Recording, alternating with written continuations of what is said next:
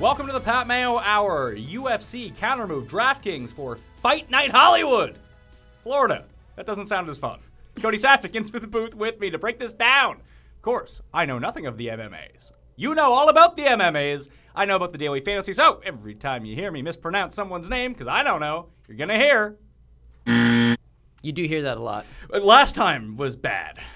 So we're back in America here. So back in America, although I looked at some of these names and I'm going to struggle with some. I know that for sure. Well, this card was originally in Brazil. Well, there you go. They moved it late to the States. Besides soccer, is MMA like the second most popular sport in Brazil now? There's like a card every second week there. You know, I'm an MMA guy. I'm not really a Brazil guy. I don't really know much about the country other than the MMA side of things. But yeah, soccer is undoubtedly the biggest sport. Is it baseball big down there? No, not in Brazil. Like Venezuela. Right. It's a South American thing, but not Brazil. It is. It's more of the northern parts, closer to the Caribbean countries of South America. Well, then, yeah, jiu-jitsu and MMA, they're probably some of the bigger sports. Okay, now normally when I go through these, I try to pick out the weird differentiations between odds, Countermove, and DraftKings, and that usually doesn't lead us to the main event, but this one does. I mean, that's where I do want to start. Lyoto Machida versus Yoel Romero? Yep, Yoel Romero. Boom!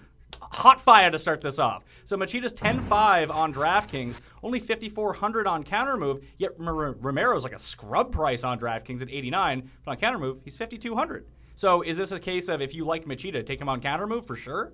Yeah, if you want Machida, this is definitely someone worth having, especially the fact that you can, he's moderately priced. He's expensive on DraftKings at 5,400 on Countermove. He's still one of the most expensive guys that you're going to get, if not the most expensive guy. Yoel Romero, if you like him, the 8,900, that would be the steal. Well, I guess the question is, do we like Yoel Romero? Well, it's a tough fight. I was on Yoel Romero at the beginning of the week. I was like, oh, he's going to have it. Number of things. He's a former Olympic silver medalist in freestyle wrestling. He's a freak athlete, one of the most explosive guys, Cuban, so just good boxing skills. He's got good wrestling skills, obviously. He's just an all-around good fighter. And we got Lyoto Machida, who's an all-around better fighter, but he's actually coming off a very tough fight just 2 months ago, a fight in which I thought he suffered a concussion in. So he was talking about, I don't remember the second round of that fight, he was all marked up. He said he, doesn't remember it because he got KO'd. So coming off 8 weeks later, just hopping back into a high-level fight, I don't like that. So I was on Yoel Romero, but then I got thinking, I got watching tape and, reading into it. It's like, okay, you know what? How is Yoel Romero going to finish Lyoto Machida? He's not likely going to knock him out. He's not going to submit him.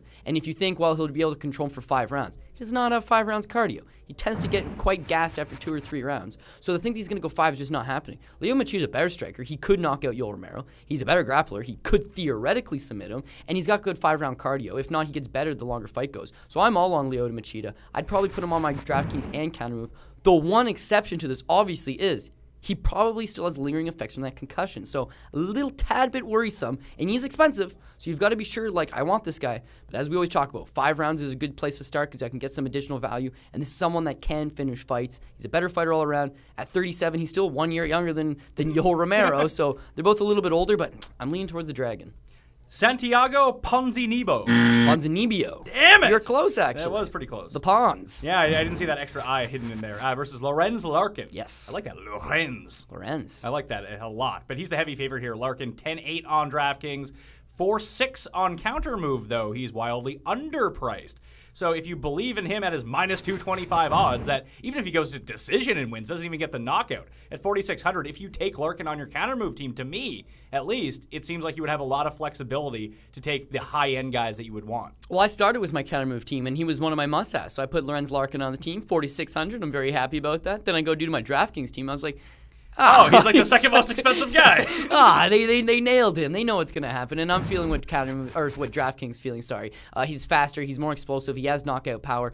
Since coming down to 170 pounds, he's just looked absolutely terrific. He's only just had the one fight, but to blow out a guy like John Howard in 2 minutes, very impressive. And I just feel like he matches up very good with Santiago Ponzinibbio. Ponzinibbio is a power puncher. Without a doubt, he has power. If he was to hit Lorenz Larkin, sure, there's absolutely that possibility. Well, let me ask you this then. It's gonna happen. Normally we're talking about cash game teams, 50-50s, very small tournaments where you basically need 4 of your fighters to perform well. You can have one bad one. But for GPPs, these large 3,000-person tournaments, would Ponzinibbio be a decent like flyer guy that if he does have that knockout power that maybe you put him in as one of the cheaper guys, and if you get that win, you basically take out 80% of the field because you're the only one with him.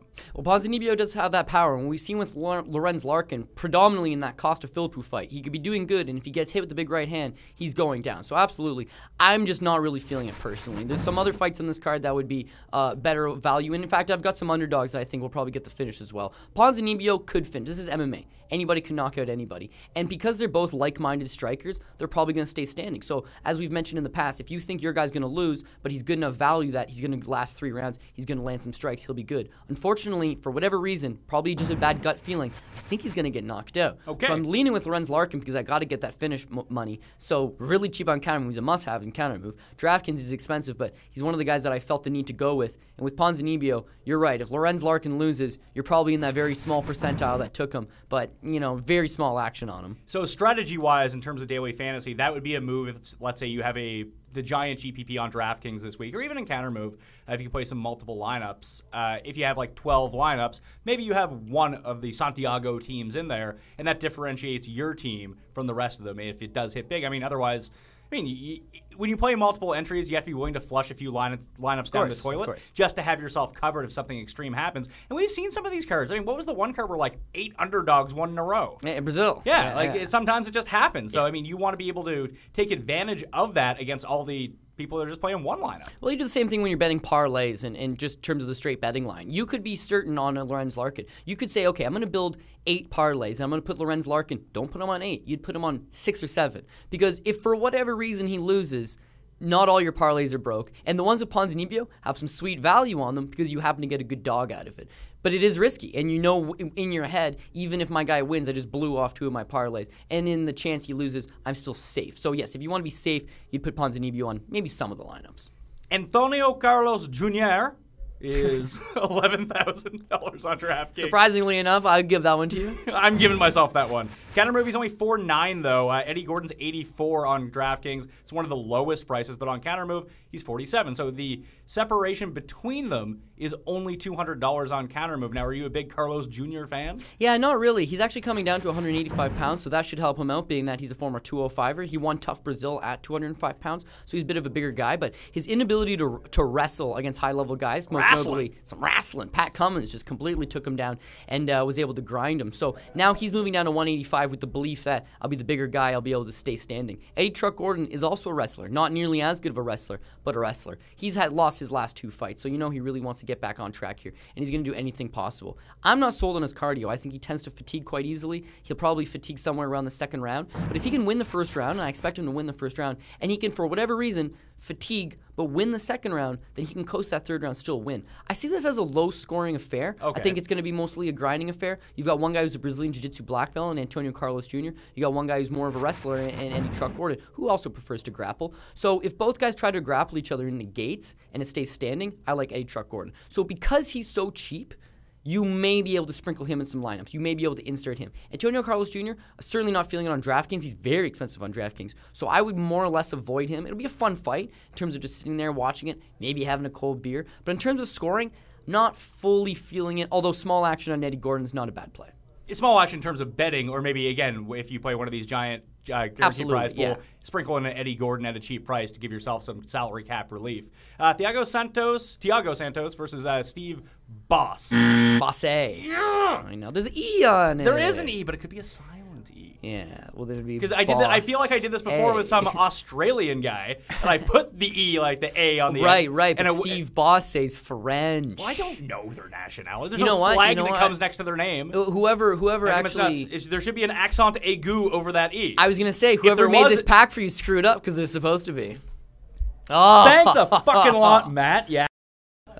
Should have been, man. Killing me. Le Boss. Yeah, with the accent aigu, I would know what this is. Bosse. I know. You got a little bit of French in the repertoire. I do. So Santos is your bet of the week at minus 190. Yeah. So is he going to appear on your DraftKings team at 1070?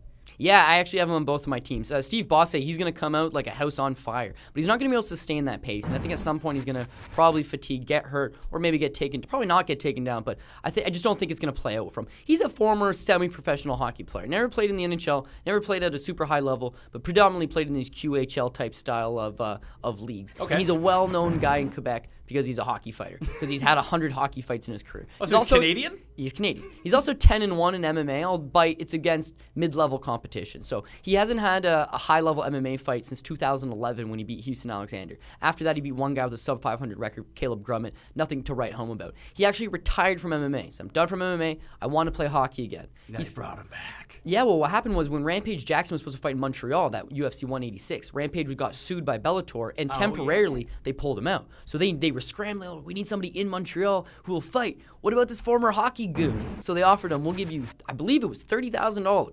But although I've read somewhere else that it was 10. But Rampage ended up back on the card. Yeah, but they gave him the money anyways because he accepted it. They were just like, thanks, take this money. And when they pulled out, they were like, we appreciate you taking the fight, keep the money, and we're going to put you on another card. That's good of them. This was initially supposed to be in Brazil, so he's going to be in Brazil, but now that it's in the States, he's going to be able to go to Florida instead. What I'm getting at here, though, is he's not exactly an MMA fighter. He's a hockey player. He's a hockey player that flirts with the idea of MMA. You never see these guys that are former basketball players that were also good in football back in college, all of a sudden transition. It doesn't happen. You're good at your one sport. He's a hockey player. He's a hockey enforcer. He's a great hockey enforcer. That's fine. He's not, I don't think he's a UFC caliber fighter. This is going to be probably fight of the night. It's probably not going to last more than 1 or 2 rounds, and I have Thiago Santos winning it probably within that 1 or 2 rounds. So he's a must-have for me. Is there a chance that Bosse ends up just landing one?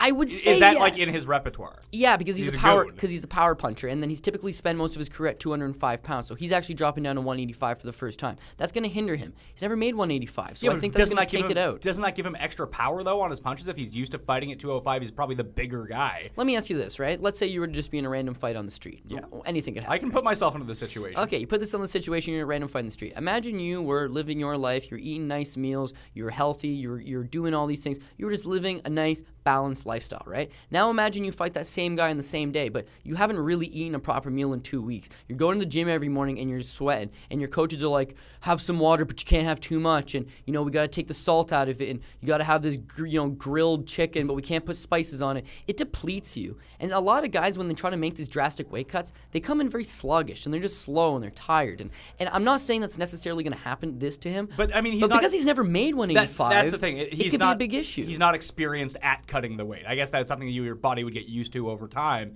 if you were doing it on a consistent basis. Like I'm sure every fighter. I mean, what do you think Santos walks around at normally? Like 195, 200? Yeah, he's actually tall and skinny. I'd probably say he's probably in that 195 mark, maybe a tad bit too big to make 170, or at least unwilling to make 170 because he doesn't want to deplete himself. But yeah, he's more of a middleweight, and he's fought all of his fights in the UFC at middleweight. With Steve Bosse, it's important to note here, the UFC didn't just take him off the streets when they went to Montreal. He was preparing for a professional boxing match, right? His professional boxing match was scheduled to take place at heavyweight. The guy he was fighting weighs 250 pounds and actually one time fought Butterbeam in a heavyweight match. So he was going to fight at heavyweight. Now he decides, I'll fight 4 Rampage Jackson. I'll take on Fabio Maldonado at 205.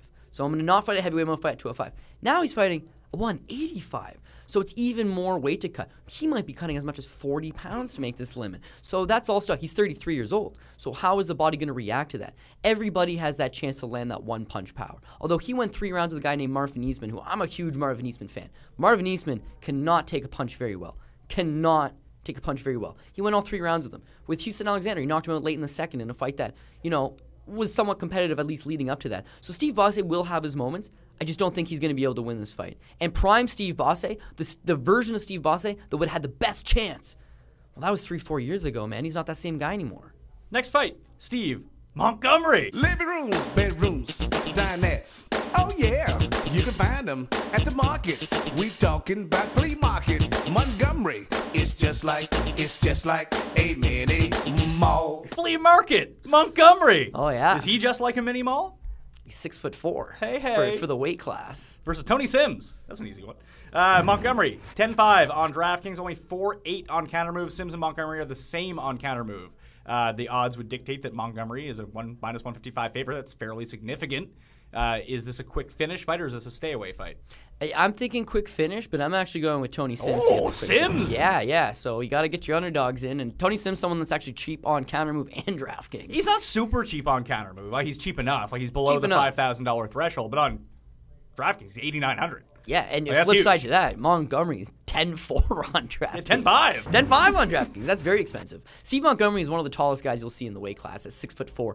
But the biggest knock I have on him is he does not fight like someone who's 6'4". He's not used his range very effectively, and he oftentimes allows guys to get in on him. The two most notable examples I can think of off the top of my head is he tried out for a Bellator reality show, not the Ultimate Fighter, the Bellator reality show. The minor leagues of reality shows. And he got matched up with a training partner of his named Cristiano Soldier Boy Souza, right? And Cristiano Souza is a shorter Brazilian fighter with some decent power in his hands. He walked right into the pocket. He cracked the creepy weasel, Steve Montgomery, right. Weasel. Well, remember we seen that picture of him we saw that picture of him. I took him on my team because I thought he was a crazy person. And he seizured on the show because he missed weight. He didn't cut the weight. Is that why I'm not getting points in that league? You got minus 50 points because you got kicked off the show. But he had a seizure. I should have got sieging points. Well, maybe that'll be in a future season. You can get some siege points. But someone who was on the Ultimate Fighter never got that opportunity to fight. So now the UFC says, listen, we're in Florida. You train in Florida. You never really got to show your skills on the Ultimate Fighter. Here, come into the fold. But nonetheless, he doesn't fight like a tall person. At 6'4", he allows you to come in the pocket. That's my one example. Cristiano Souza walks in,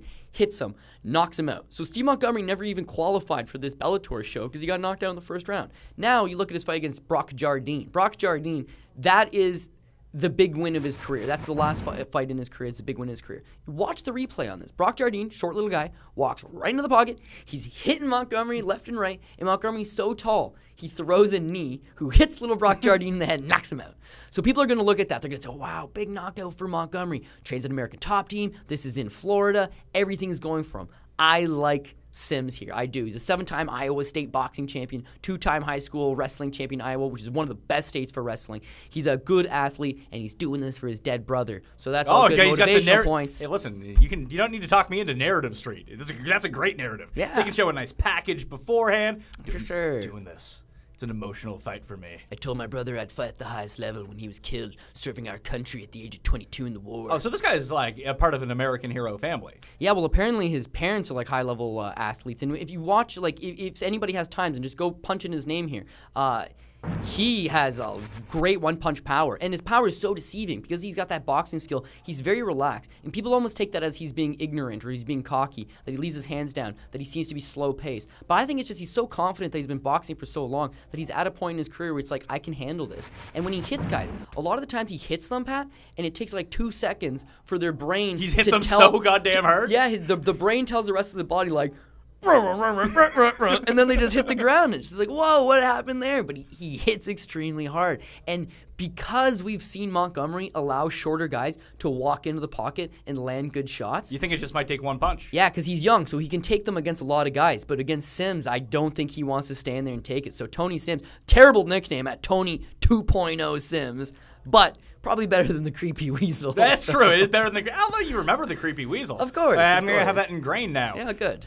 So we've gone through the fights that have the disparities in terms of pricing between the sites and the odds. Are there any quick finishes you see from the remainder of the card? Yeah, so I'll grab my team right here really quick. And in terms of people that you want to finish, so we talked about Lorenz Larkin and Tony Sims and Thiago Santos. Those are people that all have good value on them and I think are going to get the finish. Lyoto Machida, in terms of, well, we'll start with Kountermove here. Lyoto Machida at 5,400, he's expensive, but with the 5 rounds, and when I was at the beginning of the week, I kept saying, Yoel Romero, this is someone who's not concussed like Lyoto Machida, but fact is, he is probably concussed, because if you look at his fights, he always takes a lot of damage, and he's really good at just narrowly slipping out of the way of the punch. Against Lyoto Machida, far too accurate. He's going to hit the chin, and when he does, he could possibly get that knockout. Now, I actually went with Hakrin Diaz at $5,400 here. Really? Hakrin Diaz is fighting Levon Makashvili, someone who's never been finished, someone who has a good record. You usually like Makashvili. I do, the Hornet Levon Makashvili.